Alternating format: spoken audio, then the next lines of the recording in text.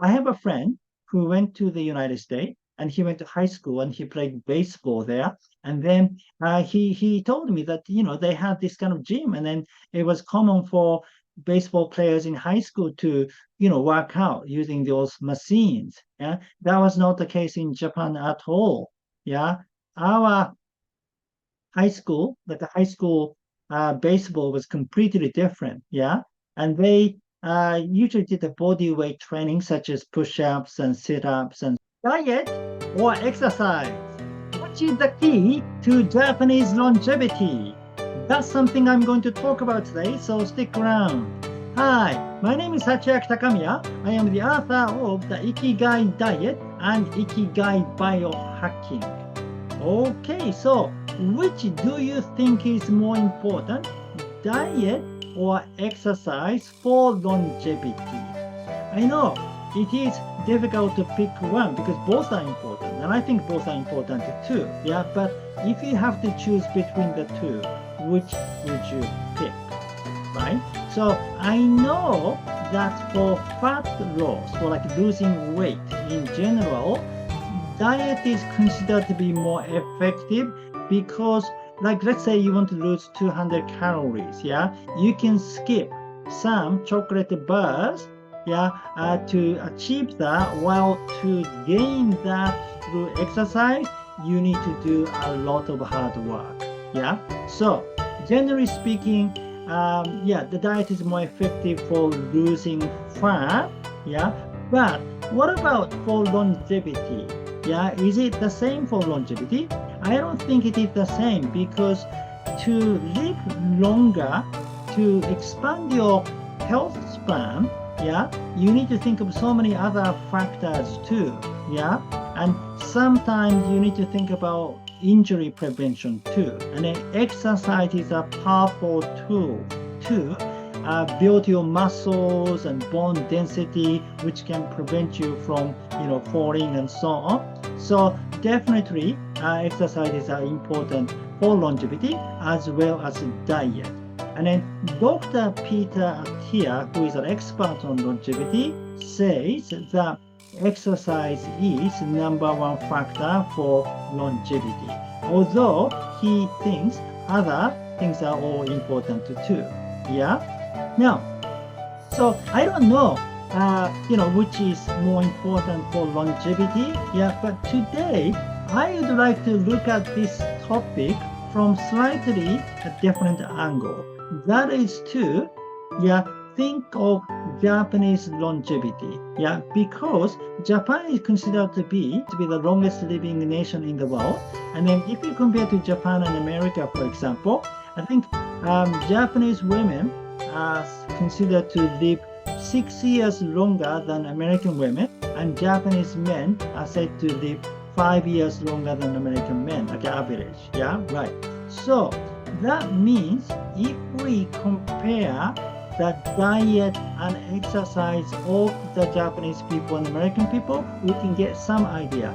If not accurate, some ideas. Yeah. So this is 100% anecdotal. Yeah. It's nothing scientific. Yeah. But sometimes it's kind of interesting to look at things like that because if you talk about sort of scientific, data-based analysis, and you can never have the accurate data for this kind of thing because to compare the two for longevity, meaning you need to kind of check lifestyles of some group of people for 10 to 20 years, and that kind of research is very difficult to conduct. Yeah, so sometimes we need to rely on anecdotal information like this.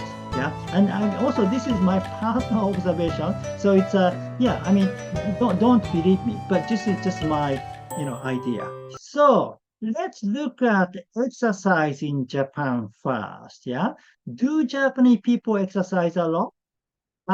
Yeah, some of us do, but I think compared to Americans, I don't think we exercise so much. Japan is not a big fitness country. Yeah, and in fact, we didn't exercise so much in the past. Yeah, the fitness culture or exercise culture was brought into Japan from the United States. Yeah, I remember back in 1970s when the president, Jimmy Carter visited Japan, I think in 1979. Yeah, yeah. He brought the jogging culture with him. Yeah, because he went jogging at one of the parks in Tokyo, and that was broadcasted on media. Yeah, and then the jogging boom started in Japan. Yeah, so since then, every kind of fitness trend in the United States was imported to Japan a few years later. Yeah.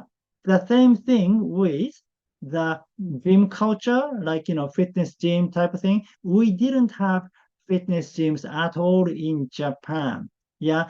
Especially, I remember back in the end of 1970s, I was a high school student. Yeah. At that time, I think some American high school had fitness gyms like that. Yeah. Because I have a friend who went to the United States and he went to high school and he played baseball there. And then he told me that they had this kind of gym, and then it was common for baseball players in high school to work out using those machines. Yeah, that was not the case in Japan at all.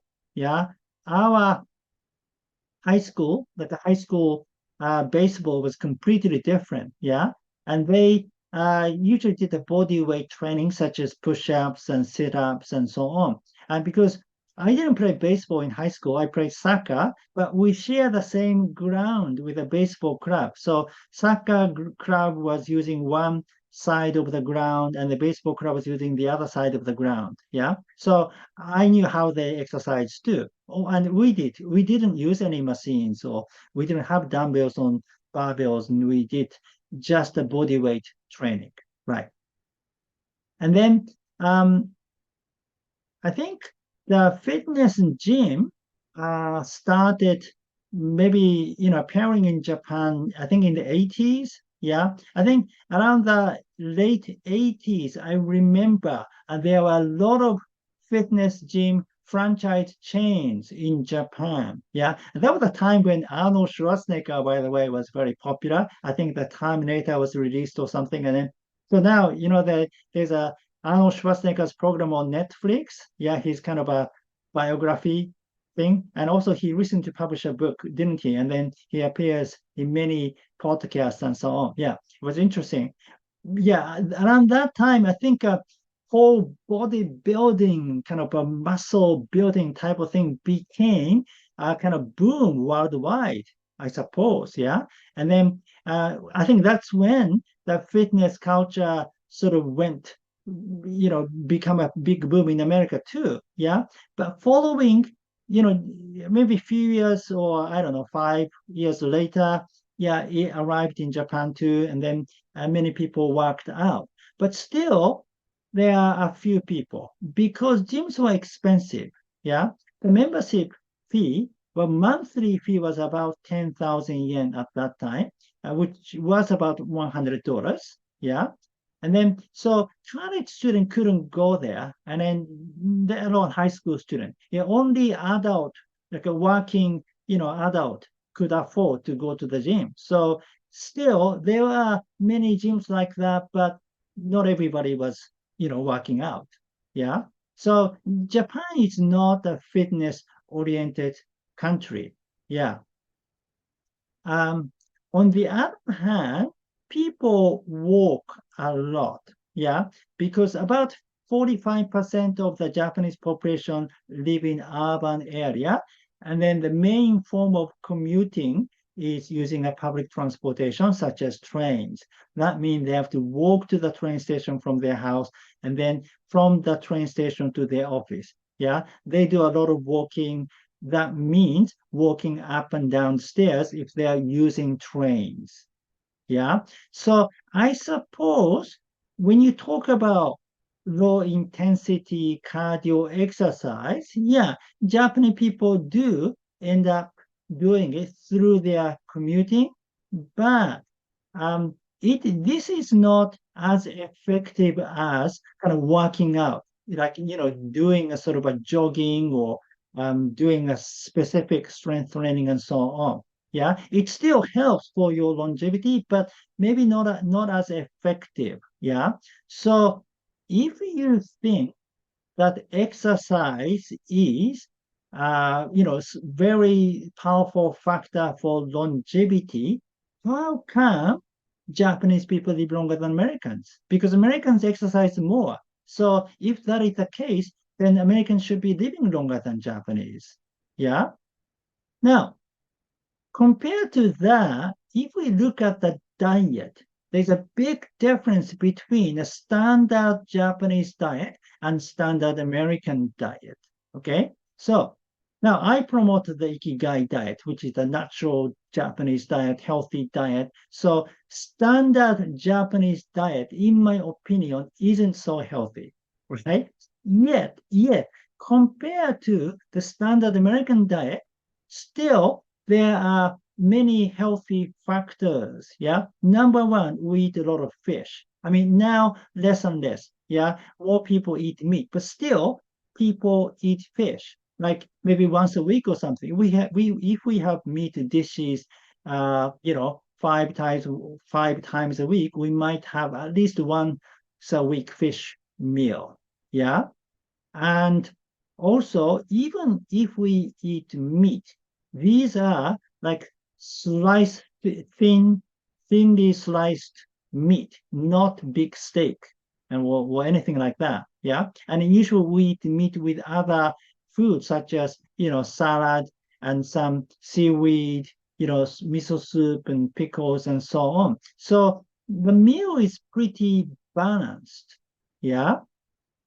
And then we have a lot of bean dish too, such as tofu and natto. Yeah, this is mabo tofu. That's a very popular dish in Japan. And we have a ankake, that's a tofu dish too, which is very popular. So even though people eat meat, we do have some tofu dish and fish dish. Yeah, kind of mixture of everything. Yeah.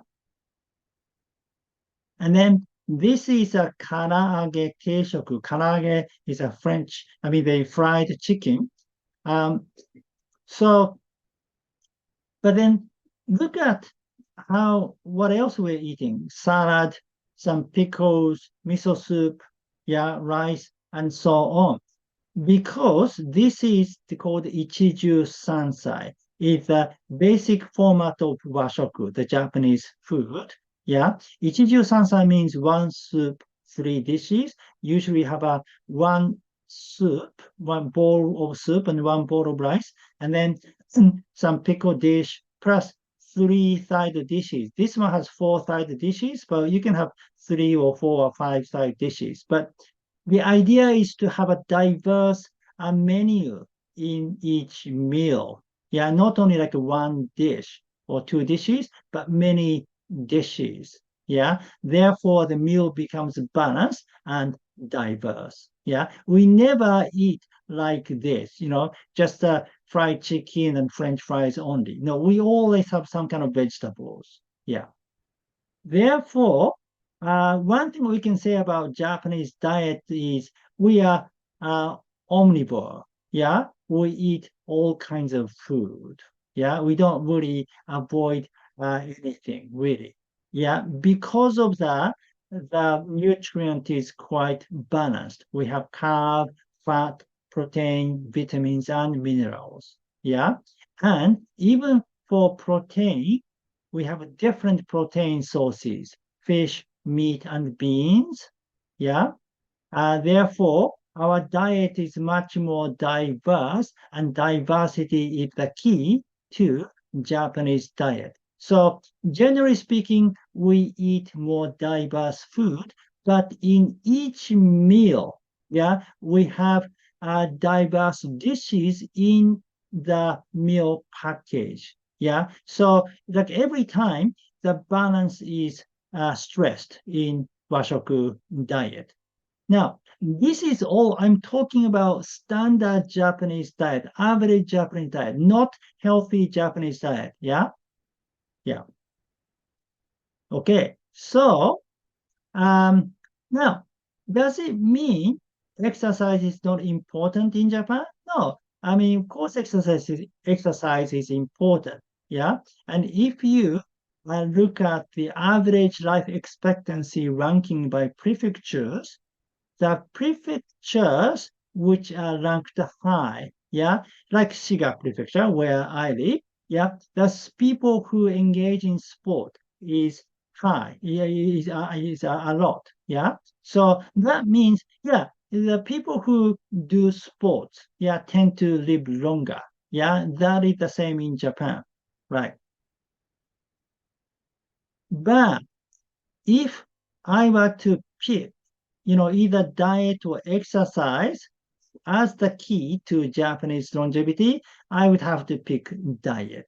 Yeah. Because, yeah, so diet is one big difference. Well, exercise, comparing Japan and America, there's not much difference, or even Japan is worse. We exercise less. Americans, work out a lot more. So it doesn't make any sense.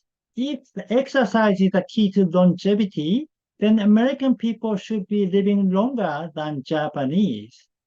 Okay, having said that, I do not say, therefore, you should focus on diet. No, exercise is as important. In fact, there are many factors to health and longevity: diet, exercise, fasting, you know, deliberate heat exposure, cold exposure, mentality, your mindset is critical.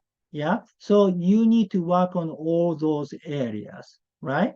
And also, if you are already in a good diet, like if you practice, ketogenic diet or whatever the sort of, popular diet, yeah, there are, then the differences between this diet and that diet may not make that much difference, but exercise does. That's what the Peter Thiel says. So instead of focusing on those small differences, first you need to work on exercises. Yeah, I agree with that. Yeah, if you're already in a sort of relatively good diet, you don't need to worry too much about diet, but more on exercise.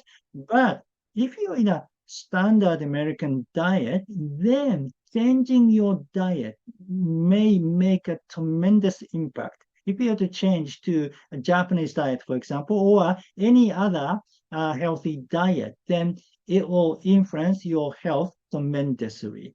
Yeah. So in that case, please change your diet fast. So I talked about Ichiju Sansai, one soup, three dishes. More in details, please read my book, The Ikigai Diet. Yeah. And also, I said the Japanese diet is diverse and we eat different kind of dishes in each meal. So what kind of ingredient do you need to use? What kind of food do you need to eat? Then please refer to Mago wa Yasashi in the book. Yeah, what you need is you need Mago wa Yasashi. If you include Mago wa Yasashi in your meals, then you have a very balanced, fiber-rich diet. And then book also contains the information called Ichibutsu Zen Taishoku, meaning eating food as a whole, and Shindo Fuji, eating locally and eating seasonally. Eating seasonally is another key to Japanese dietary culture, and therefore we eat a lot of fish because fish are kind of a seasonal, yeah. And hare and decay. That is dividing the time between disciplined period and relaxed period. This balance is important. Yeah, many people, like if they become a vegan or vegetarian, they just stop eating meat completely. Or if they chose to, become a practice low carb diet, then they avoid carb entirely. But the time, you can have a different time to be disciplined and time to enjoy your feast. Yeah, that makes psychologically a lot of difference. Yeah, but for details, please read the book. The Ikigai Diet will introduce you to a healthy lifestyle, mainly diet, but the book also talks about exercises and mindset as well. Yeah, so please read the book. Okay, that's it for today. Thank you for watching. Again, my name is Sachiaki Takamiya. I am the author of the Ikigai Diet and Ikigai Bio-Hacking. If you like this video, Please give me your thumb up and subscribe to my channel, and please leave your comment. Which do you think is more important for longevity, diet, or exercise? Thank you. Well, I'll see you in the next video. Live with your Ikigai!